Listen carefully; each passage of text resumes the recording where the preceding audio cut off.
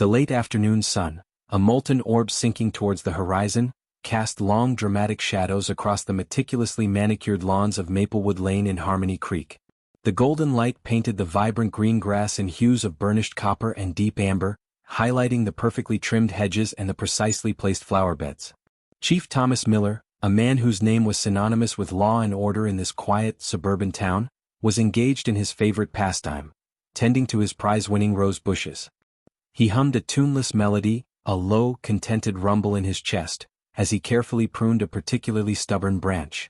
The sweet, intoxicating scent of fresh blooms filled the air, mingling with the earthy aroma of damp soil and freshly cut grass. For Thomas, his yard was his sanctuary, a place of peace and tranquility where he could escape the pressures of his job and simply be himself. Suddenly, the serene tranquility of the late afternoon was shattered by a shrill, piercing voice. It was Mrs. Mildred McMillan, the self-proclaimed gatekeeper of the Harmony Creek Homeowners Association. Her face contorted in a mask of disapproval so severe it seemed to have permanently etched itself onto her features. She was a woman of precise measurements and even more precise opinions, a stickler for rules and regulations, and a firm believer in the power of the HOA. Her reputation preceded her. She was known throughout the neighborhood for her unwavering dedication to upholding the community's aesthetic standards, a dedication that often bordered on the obsessive. "Chief Miller," she began, her voice dripping with saccharine sweetness, the kind that masked a core of pure vinegar, "I regret to inform you that we've received a complaint, several complaints, in fact, about the state of your yard." Thomas straightened up, a flicker of genuine surprise crossing his features. He was a man of impeccable order, both in his professional and personal life. His yard was his pride and joy, meticulously maintained and the envy of many of his neighbors, even if they wouldn't admit it publicly. "A complaint?" he asked, genuinely puzzled. He glanced around at his yard, taking in the vibrant colors of the roses, the perfectly aligned rows of petunias, the precisely trimmed hedges. Everything was in its place just as it should be. "Yes," Mrs. McMillan sniffed, adjusting her perfectly coiffed hair, a monument to the power of hairspray and meticulous styling. "Apparently," she continued, consulting a clipboard that she held as if it were a sacred text, "your landscaping choices are not in compliance with HOA regulations." Thomas raised an eyebrow, a hint of amusement playing on his lips. "And what, pray tell, are these egregious violations?" he asked, his voice laced with a touch of dry humor. Mrs. McMillan pursed her lips, her eyes narrowing slightly. "The length of your grass," she began, ticking off the offenses on her clipboard with a long, manicured fingernail. "It's slightly longer than the prescribed 2.5 inches. Then," she continued, her voice rising in pitch, "there's the placement of your garden gnomes. They are, shall we say, unconventional. And," she added, her voice dropping to a conspiratorial whisper, "the audacity of your bird bath."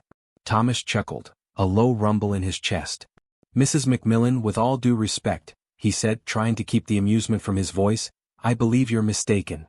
My yard is perfectly within regulations. I've checked them myself." "Oh, I assure you, Chief," she retorted, her voice rising in pitch, her cheeks flushing slightly. "We've received multiple complaints. And furthermore," she added, lowering her voice conspiratorially, as if sharing a top-secret piece of information, "someone even called 911. Thomas's smile vanished, replaced by a look of incredulity. "911? Over a bird bath?" he asked, the disbelief evident in his voice. He couldn't fathom the idea that someone would actually call the emergency services over such a trivial matter.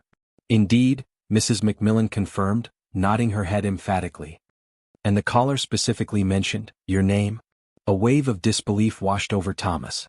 He, the chief of police, the very embodiment of law and order in Harmony Creek, the man responsible for upholding the law and protecting its citizens, was being accused of lawn offenses? It was beyond absurd. It was almost comical.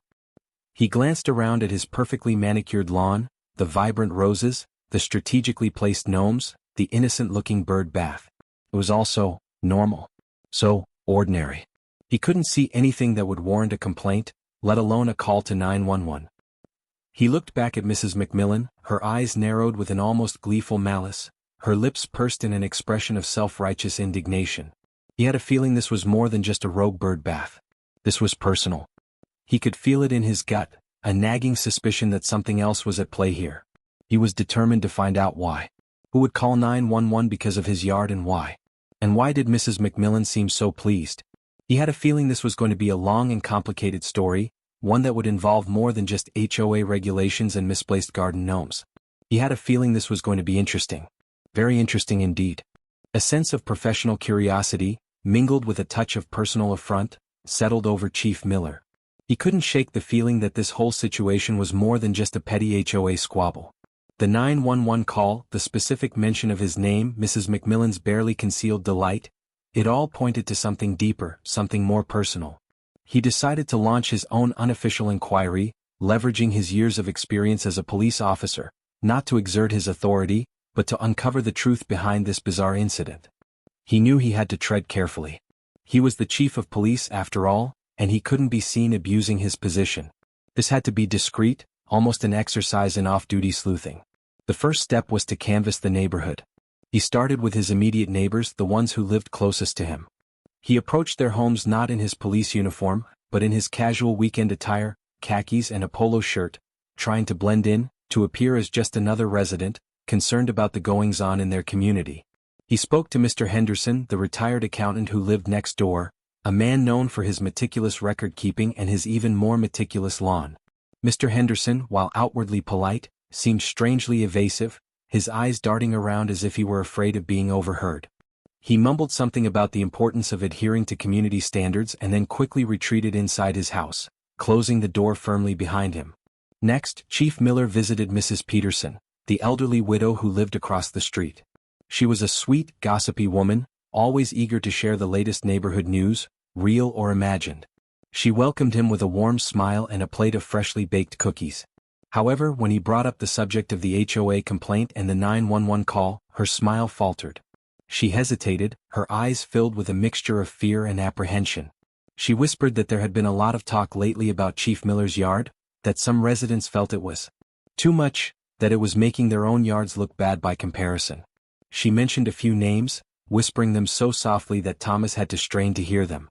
Names like Mr. Johnson, the perpetually grumpy man who lived at the end of the street, and Mrs. Davis, the real estate agent with the perfectly manicured image. As Chief Miller continued his inquiries, a pattern began to emerge. It wasn't just about the length of his grass or the placement of his gnomes. It was about something else, something more insidious. It was about envy, about resentment, about the unspoken competition that simmered beneath the surface of this seemingly idyllic suburban community. It seemed some residents felt threatened by Chief Miller, by his position of authority, by his perfectly maintained yard, by his very presence in their neighborhood. They saw him as an outsider, someone who didn't quite fit in despite the fact he'd lived there for years. The whispers grew louder as he moved from house to house. He heard snippets of conversations, hushed tones, furtive glances. He learned that Mrs. McMillan had been actively campaigning against him, rallying the other residents to her cause. She had painted him as a rule breaker, a scofflaw, someone who thought he was above the law, even though he was the law. She had twisted the minor HOA infraction into a major offense, exaggerating the supposed violations and stirring up resentment among the more impressionable residents. He also discovered the identity of the 911 caller. It wasn't a name he recognized, just a blocked number. This added another layer of mystery to the situation. Who would call 911 anonymously? And why? Was it someone genuinely concerned about his yard, or was it someone with a more malicious agenda? He suspected the latter.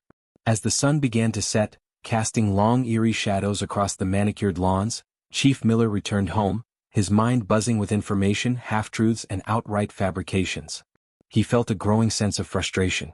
He was the chief of police, trained to deal with hardened criminals, and yet he was being targeted by his own neighbors over a bird bath and some garden gnomes. It was absurd. But he also knew that this was more than just a joke. This was a calculated attempt to undermine his authority, to tarnish his reputation, to make him look bad in the eyes of the community he served. He knew he had to get to the bottom of this, not just for his own sake but for the sake of the truth. He was the chief of police. He wouldn't be bullied, he wouldn't be intimidated, and he certainly wouldn't back down. This was his neighborhood too, and he was determined to protect it, even from his own neighbors. He had a feeling this was just the beginning. Chief Miller spent the next few days carefully piecing together the information he had gathered. He replayed the conversations in his head, analyzed the whispers he had overheard, and scrutinized the subtle cues and body language of his neighbors. He knew he was close to uncovering the truth, but he was still missing a crucial piece of the puzzle. He needed to find the motive, the driving force behind this orchestrated campaign against him? Why were they so determined to make his life miserable? What had he done to deserve such animosity? One evening, while reviewing the HOA regulations, a seemingly insignificant detail caught his eye. It was a clause about the use of community resources, specifically the water supply for lawn irrigation. A light bulb went off in his head. He remembered Mrs. Peterson mentioning that Mrs. Davis, the real estate agent, had been complaining about her high water bill lately. He also recalled that Mrs. Davis's lawn was always impeccably green, even during the driest months. A suspicion began to form in his mind. Could it be possible that Mrs. Davis was using the community's water supply for her own lawn, and then blaming Chief Miller for the increased costs? It was a long shot, but it was the only lead he had. He decided to pay Mrs. Davis a visit. He approached her house not as the chief of police, but as a concerned neighbor, curious about the recent HOA discussions. Mrs. Davis greeted him with a forced smile, her eyes darting nervously around her perfectly manicured front yard. She was impeccably dressed as always, her appearance radiating an air of success and sophistication. But Chief Miller noticed a subtle tremor in her hand as she offered him a glass of iced tea. They talked about the weather, about the upcoming community picnic, about everything and nothing. Chief Miller steered the conversation towards the HOA and the recent complaints about his yard. He feigned confusion, acting as if he couldn't understand why anyone would have a problem with his landscaping. Mrs. Davis seized the opportunity, launching into a tirade about the importance of upholding community standards, about the need for everyone to follow the rules. She spoke with such passion, such conviction, that Chief Miller almost believed her. But then he asked her a simple question. "Mrs. Davis," he said, his voice calm and measured, "have you noticed an increase in your water bill lately?" Her reaction was immediate and telling. Her eyes widened, her cheeks flushed, and her hand trembled even more noticeably. She stammered, trying to deny it, but the guilt was written all over her face. Chief Miller pressed further, explaining his suspicions about the community water supply. He didn't accuse her directly, but he laid out the facts, the circumstantial evidence, the inconsistencies in her story. He could see the panic rising in her eyes, the realization that she had been caught. Finally, Mrs. Davis broke down. She confessed that she had been using the community's water supply for her lawn, that she had been manipulating the system to avoid paying her fair share. She admitted that she had been behind the campaign against Chief Miller, that she had orchestrated the complaints, even made the anonymous 911 call. She had seen him as a threat, someone who was too perfect, too successful, someone who made her feel inadequate. She had tried to sabotage him, to bring him down to her level.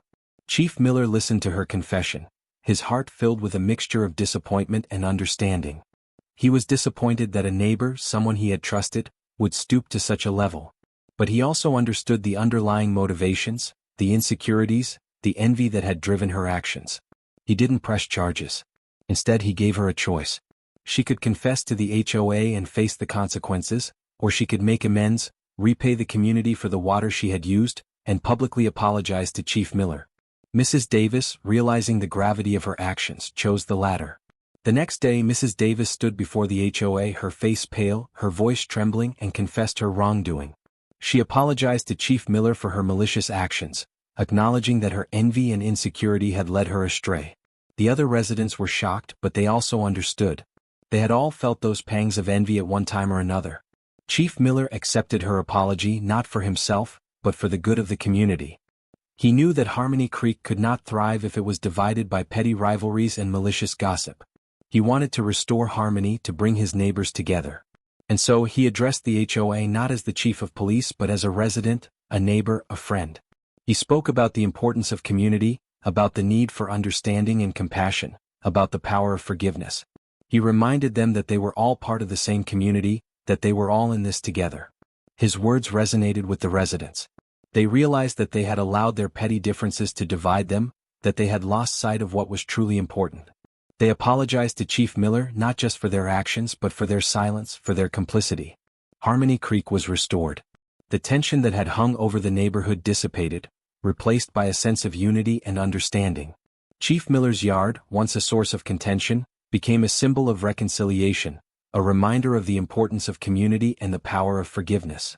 He continued to tend to his roses, the sweet scent of their blooms filling the air, a testament to the fact that even in the most ordinary of neighborhoods, extraordinary stories can unfold, stories of envy and betrayal, but also stories of redemption and the enduring power of community. And Chief Miller, the cop who just wanted to tend his roses, found himself not just the chief of police, but the unofficial mayor of Maplewood Lane. What do you think of Chief Miller's approach? Have you ever experienced anything like this in your own community? Share your thoughts in the comments below.